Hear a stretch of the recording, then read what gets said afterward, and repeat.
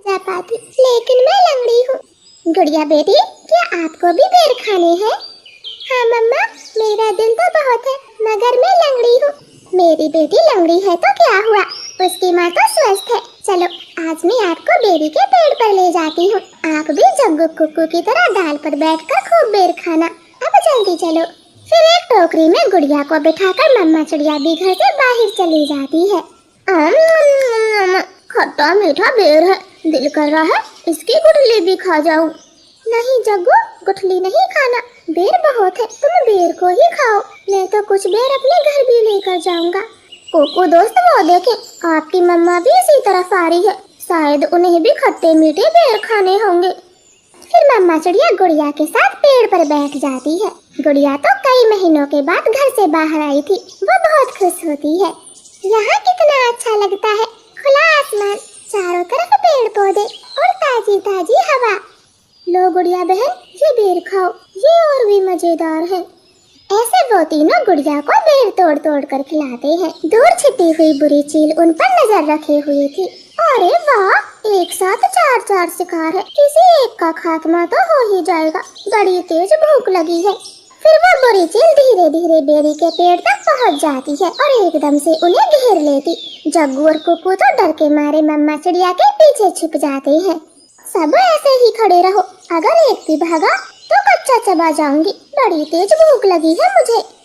नाना चील जी, हमें जाने दे, हमारी जान बख्श दे, छोटे बच्चों पर रहम करे। नाना चिड़िया, किसी एक को तो अपना शिकार बनाकर ही खाऊंगी। चील उनके सामने बैठी थी, तभी धीरे से जग्गू कौवा कुक्कू के कान में बोलता है, कुक्कू दोस्त, इस चील को गुड़िया को सौंप देते हैं, वैसे भी गुड़िया लंगड़ी है, ये जी कर क्या करेगी, कम से कम हम तीनों की तो जान बचेगी। जग्गू की ये बात सुनकर कुक्कू तुरंत अपनी माँ से बोलता है, मम्मा मम्मा, गुड़िया को यहीं छोड़ दो और चलो यहाँ से, हम अपनी जान बचाते हैं। हाँ भाई, ये भी ठीक है, मेरा काम इस लंगड़ी चिड़िया से ही चल जाएगा, तुम सब चले जाओ। चील ने इतना कहा ही था कि तभी रानो चिड़िया जोर से चील को धक्का मारती है और पेड़ से नीचे गिरा देती।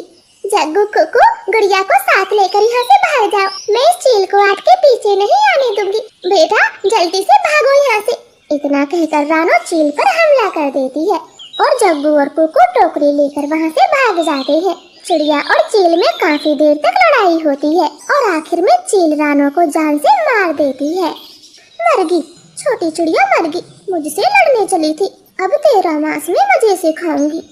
कुक्कू भाई, मम्मा अभी तक घर नहीं आई, मम्मा को चील ने मार दिया है, वरना वो अब तक आ जाती, क्या जरूरत थी मम्मा को वहाँ ले जाने की।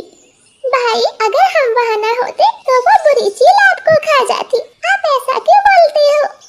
नहीं, हम चील के हाथ कभी न आते, वो तो तुम साथ में थे, इसलिए मम्मा ने चील से लड़ाई करने की सोची। तुम लंगड़ी थी ना, माँ को तेरी वजह से मरना पड़ा, अब तू ही माँ की हत्यारन है, समझी?